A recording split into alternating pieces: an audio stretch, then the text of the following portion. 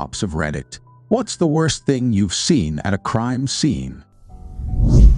Old Ben went on a check the welfare call and found a woman still alive after 3 days from taking a fall and breaking her hip.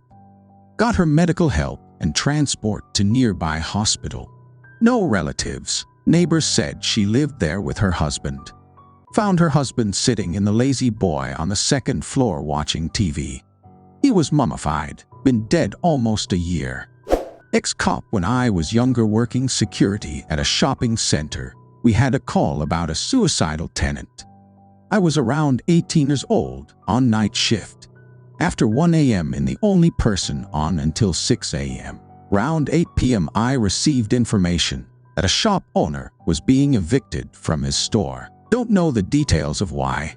All I knew was he was being evicted from his store and needed to clear out. Common occurrence at a shopping center. I went to check on him in his store. Let's call him John. I spoke to John to see what was happening. He seemed as good as he could be with clearing out his business. Shortly after, I received information from my manager that John had made an alarming comment to the shopping center staff earlier in the day, and that I was to have someone with John at all times while he packs his store up. I made the call to contact the police to speak with John due to the situation. The police arrived and spoke with John. However, due to another urgent call, they needed to leave. I spoke to my manager once again and stated after 1 a.m. only one person, and that I can either sit and watch John until he leaves or continue with my normal duties, because the last staff member leaves at 1 a.m., thus leaving me on my own until 6 a.m. Manager stated that I should continue my normal duties, and if I have time to swing past and see how John is going. 12 a.m. The center is locked, so is the loading dock. John has his truck parked in the loading dock. I swing past and speak to John. I tell him that if he needs anything at all to contact me via the security phone.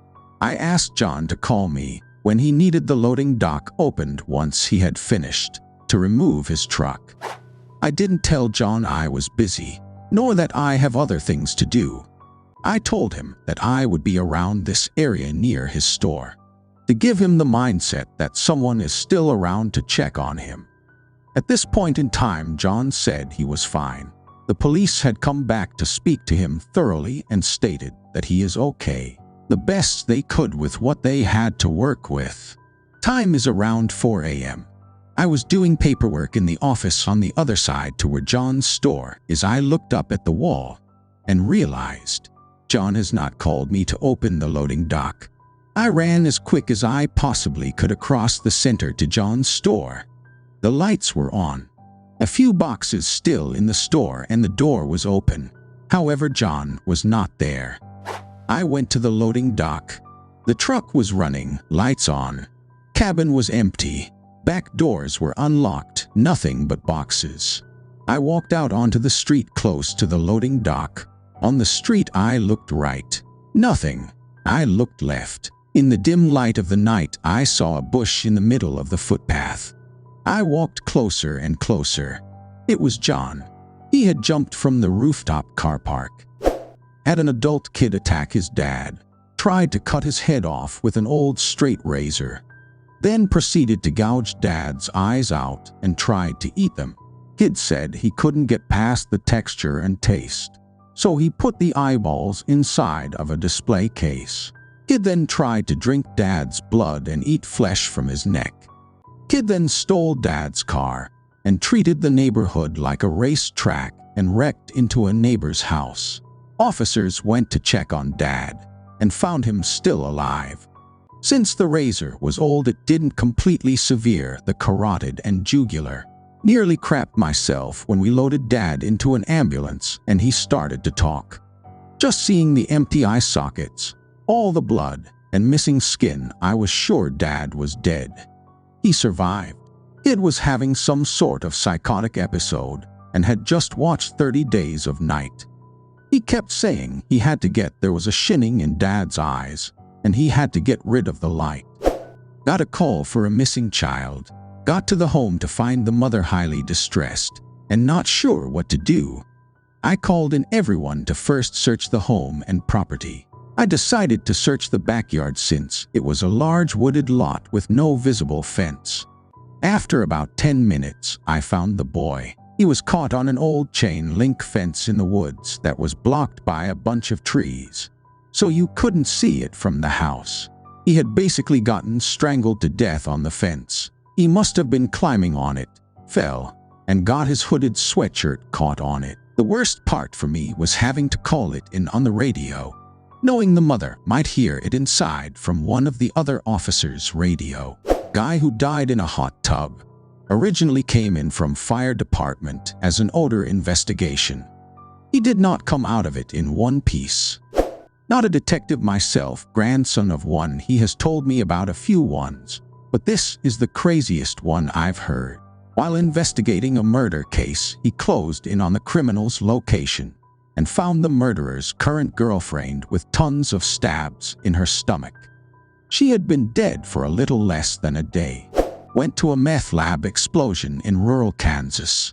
Due to the area, we knew it was meth, but there was a body there. It was my first time ever seeing a charred body that had to be identified via dental records or other means. The victim was naked, decapitated, and on top of her severed head were her severed fingers, which were arranged in the shape of a swastika. The victim was Jewish.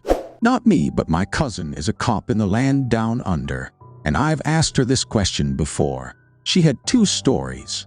The most disgusting was an elderly man who had been dead in his flat for weeks.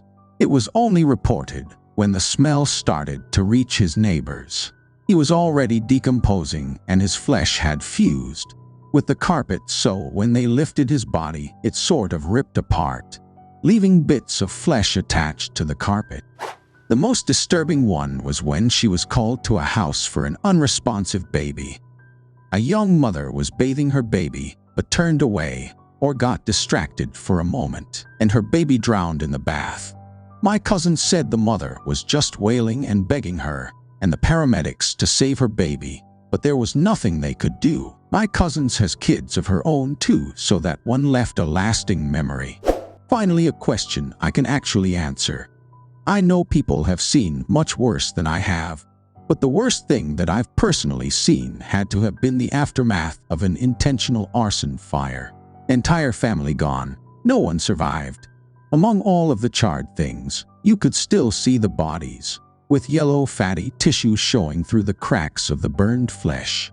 It was definitely not something I wanted to be near. My husband is a police officer. He sees bad things on the job all the time: dead bodies, suicides, accidents, etc. His worst story was the death of a child who was wearing a pair of PJ our son also has. Cop here, a murdered kid age around 15. The kid was shot, and after arriving to the crime scene right after I followed the ambulance to the hospital, he died in front of me there. And then I was present when his parents was notified moments later. In terms of more disgusting things, people hit by trains, bodies decomposed in bathrooms, etc. But honestly, I can deal with that. The first mentioned event has been far harder to deal with. Not a cop, but a witness. I watched someone eating another person. I tried to intervene, but got cut on the stomach. I was wearing a cropped hoodie. The person was arrested, and I was taken to the hospital even though the cut wasn't too bad. A young man was shot in the back of the head with a .40 Smith & Wesson. I turned him over, and the concussion of the round pulled his brain out the shattered skull and was sitting half in his mouth and half out. I won't get into the several children killed by crossfire during gang shootings. I used to know a lady who did plainclothes airport customs security, and she said that the worst thing she had ever seen was when she on duty one day, and she walked past a couple with a baby. As they passed, something about them set off her spider sense, and she doubled back to get a better look at them both.